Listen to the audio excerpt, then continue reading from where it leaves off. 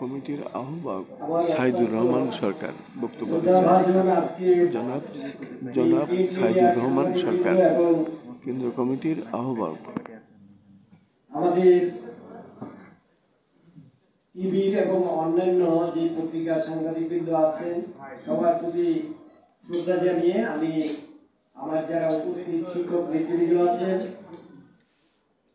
সবার প্রতি শ্রদ্ধা জানিয়ে আমি দু একটি কথা বলতে চাই। আমরা বাংলাদেশ শিক্ষক সমিতি সাহেব লক্ষ্মীবাজার প্রায় 70 বছর ধরেই এই পুরানো সংগঠন। আপনারা সার্চ দিলে এখনো দেখবেন যে বাংলাদেশ শিক্ষক সমিতি নামে সার্চ দিলে যেখানেই সার্চ দেন সেখানে দেখবেন যে টিচার্স টাওয়ার সাহেব লক্ষ্মীবাজার এটা আসছে।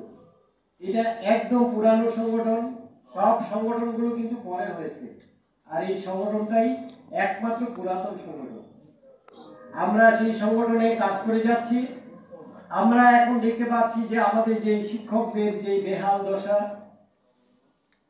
স্বাধীনতার 50 বছর পরেও পরিবর্তন হয়েছে, কিন্তু সেইভাবে কোনো পরিবর্তনের ছোঁয়া আমরা দেখি নাই।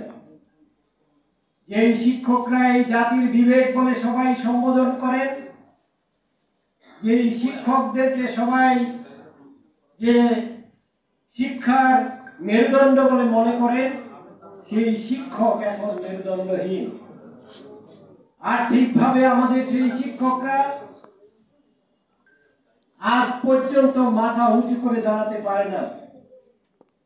আমরা বিভিন্ন সময়ে সরকারের কাছে বিভিন্ন সময়ে আমরা আমাদের সেই আর্তনাদগুলো আমরা বলার চেষ্টা করেছি, আমাদের সেই দাবিগুলো বলার চেষ্টা করেছি, কিন্তু অত্যন্ত দুঃখের বিষয় মাঝে মাঝে সামান্য দাবি পূরণ হলেও কিন্তু কাঙ্ক্ষিত লক্ষ্যে আমরা কেউই করতে পারিনি আজকে 50 বছরে।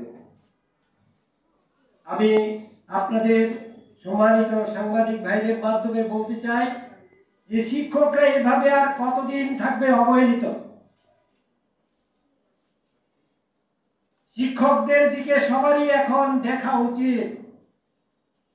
দেশের শিক্ষক, যেখানে শিক্ষা ব্যবস্থা ছাড়া কি দেশের উন্নয়ন কোনোদিন সম্ভব? আপনারা যারা আসছেন, যারা সচিবালয়ে বসে আছেন, যারা এদেশের কর্ণধার, তাদের কি কোন শিক্ষকের হাতে কি তাদের হাতে করে ছিল না? তাহলে আজকে আমাদের এই শিক্ষকদের এই ধন্য দশা কেন? আমরা জানতে চাই। জাতির বিবেকের কাছে আমরা প্রশ্ন রাখতে চাই যে আমাদের শিক্ষকদের কি অপরাধ?